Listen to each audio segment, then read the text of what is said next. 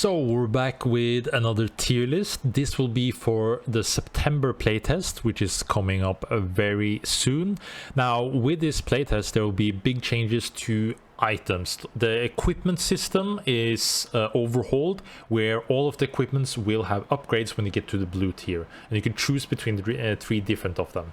So it's gonna have a little bit of an impact. They're not like super broken or anything, so I don't think they'll impact too much on how the tier list will look. But we'll get straight into it with the changes and the things that we've seen in the patch notes, where if you want to see the full rundown, I'll be posting that tomorrow, so remember to subscribe to check that out as well. So we'll start up with Bishop. Now Bishop had some good buffs. There were some nerfs to the LMB, some decent stats changes, but also how you level up the abilities has changed, so it's less about the stats but more about certain things you gain from each of the levels. Now overall, from what I've seen of Bishop and how other people have been talking about it, Bishop feels pretty good overall. I would say that Bishop is a very good hunter, probably like in A tier, not like the top of A. It will look differently when we get more hunters in there, but Bishop is in a very good spot, like good mobility, good damage, does very well with the equipment changes as well, so we'll probably see more of that. Now, Brall had some decent changes as well. One of the most notable changes, which is worth noting, is that they lowered his damage overall for his kit, but they buffed his empowered state. So it means you want to play more for your passive, having the empowered state to be able to deal more damage. So there's switching also more into being a mobility hunter. So they have buffed his mobility outputs, less on the damage, so it doesn't feel as frustrating to play against. Might still be really hard to chase around, but I do think in the meta right now that he will struggle. He's more of a hunter that makes winning fights win even harder, as it's good to catch onto enemies and finish them off, but he won't really win fights alone anymore. So I think he goes down into B tier at the moment. Celeste had buffs overall to her damage, to her cooldowns, not too much, not like insane buffs or anything, but slightly overall helps. Now Celeste is a hunter that deals very well in comps that play around control, plays more slowly, but also have like the damage output. I do think Celeste gives more value overall than Bishop at the moment, but I wouldn't say that Celeste is as strong as S tier. Now, if you look at like competitive games or like tournaments, I still think that Celeste is like the top echelon. But if you think about this as a list for the average player, the overall look on it, then it's going to be a lot different. So I'm thinking more for the average lobbies. Now for Elluna, she's had some changes for her backpack. She means like she's slower, as we saw last patch. They also nerfed her damage output, so you need more damage items to get more of the scaling. So it looks like tank Elluna is going to be better, but also at the moment, as I'll get back to, the other supports or like protectors are a lot stronger. So I think that Elluna even goes all the way down to B tier now. I thought Elluna was really good before, but nerf after nerf and buff after buff for the other protector means that there is going to be now a switch in which one is actually giving more value. Now Elluna is still very good in the chaotic settings, so if you put up in a team comp which relies on scattering around the enemies, I think Elluna still gives a lot of value. Not bad by anything, but the other protectors are getting a lot stronger. Now Felix is interesting because Felix had this amount of changes. He had some quality of life changes for his ultimate, so he feels better, but also he did have a big nerf to his passive. But we had some discussions around it in the Discord, and the person, the dev, Sen, working on it right now, reverted the change. So Felix is still really good. I think he struggles in the really high meta games, like on the top tier echelon, because there's a lot of hunters that do counter him, but I think he gets a lot of value also from the equipment changes. Now some of the changes, like me for example, has been a little bit of nerf, but other hunters that kind of counters him makes him weaker, but I do still think like he's an S tier hunter for average gameplay. But what I do want to say is please build double helm on him. Like mana helm and bladed helm is the two best items on him. And if you play the helm of giganticism on Felix, he can do a lot. Now they also buffed his damage scaling, so it's also good with playing around full damage build. I do still think that his tank build is the best because of he still gets value out of the ignition, but there is also a route to go more into the RMB max because they up the scaling on his RMB. So you have more options playing him in different ways. So I think Felix can be pretty good. Ghost, overall his value as like a hunter is still the same. His damage output is really good. I think the problem with Ghost is that he might just be boring for some people, so his win rate is not that high, but it's also because I don't think a lot of people are playing him. I don't think people are taking the time to learn him. I still feel like Ghost is like a top tier hunter at the moment. Now his level 3 upgrades is not as valuable, but I think the rest of his kit is still super strong, which make him like probably one of the best hunters at the moment.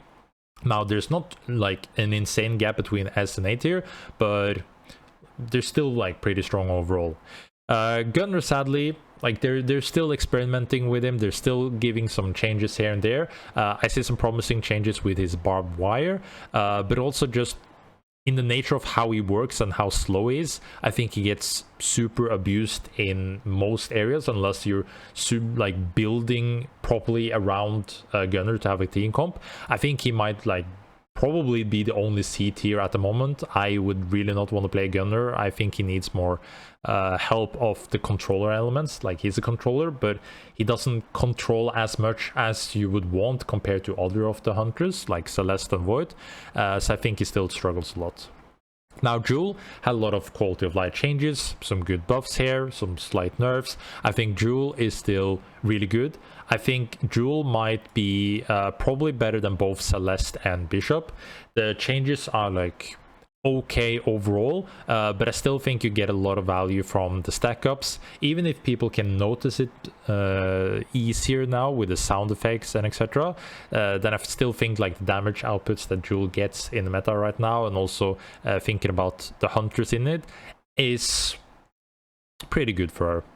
Now, for Kingpin, he had some big changes for his hook. He's no longer grounded when he hooks. That means it's easier to pull off combos while dragging people further back. You can hook them and then dash backwards to get them even further behind. He also had a buff to his Iron Smash, which makes it even better for level 3 upgrade. I think that's better. They did nerf his ult though, which means that they removed the anti-heal until level 2 upgrade. So I don't think that's like a deal breaker or anything. I still like using KP ult as applying an anti-heal, not so much for damage, but he's gonna be more reliant on just the combo aspect. But I still think he's really good overall. I think it's harder to get value in general out of average lobbies because the games are a lot quicker. Unless you're playing around the hook and playing around the pick potential, then I think the other hunters here in ANS gives more value easier at the moment.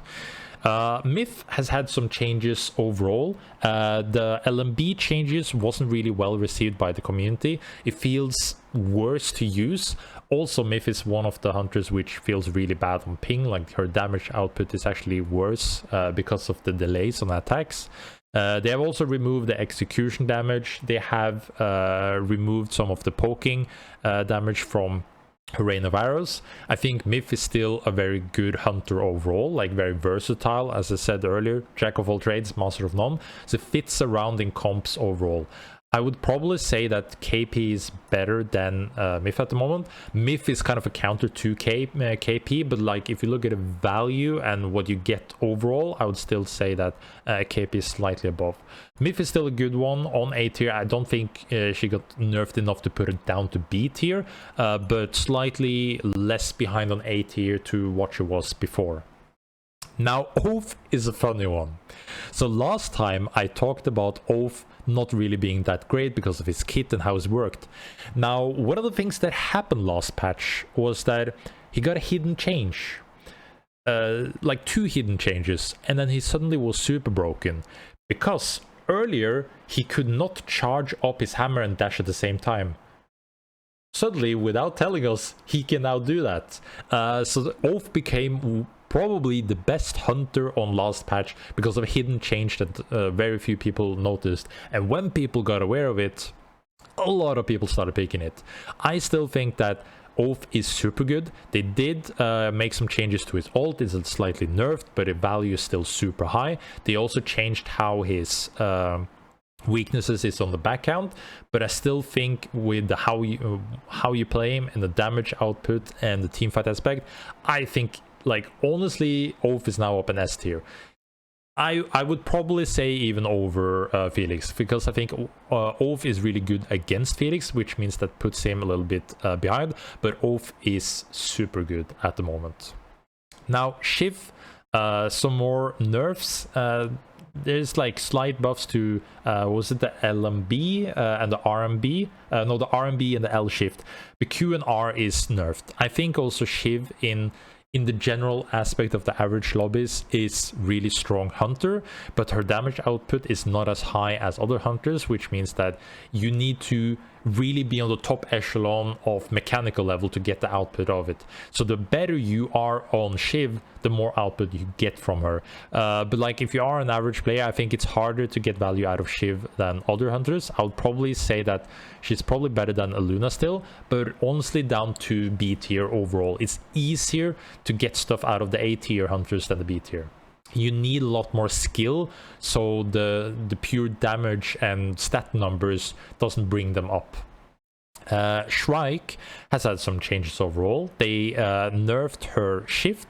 That means that she no longer gets resets on Nox until you get it on level 3. So I think Shrike, as I mentioned before, has a lot of pressure value by just hitting shots, not necessarily getting the double tap.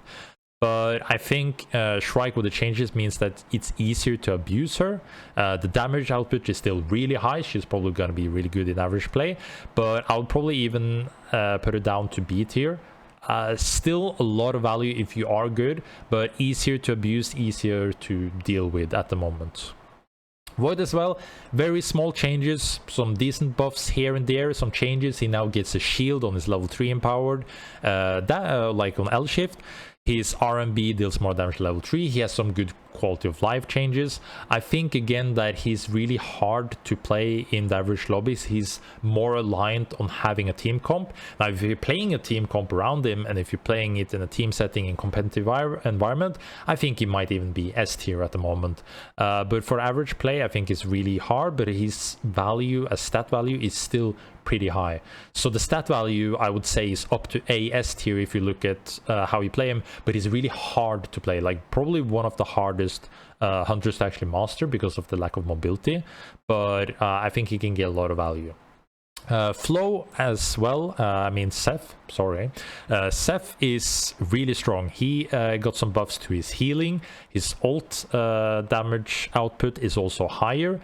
They shift his empowered rate from being weaker early to like average it out, so he's a little bit weaker in late game but better in early game, same as last patch, but they buffed also onto the numbers. I think Zeph is in a really good spot at the moment. I'd probably have him up in A tier in the middle. I still think that Oath probably is the best now. You can build Oath and Zeph into the same comp because of the damage value they get, and also building it around with other strong hunters. But I think like Zeph is in a really good spot now compared to how it was earlier. Now, Stalker, our poor guy, as I said, I think he's a really hard hunter to get value out of, but he did get really good buffs.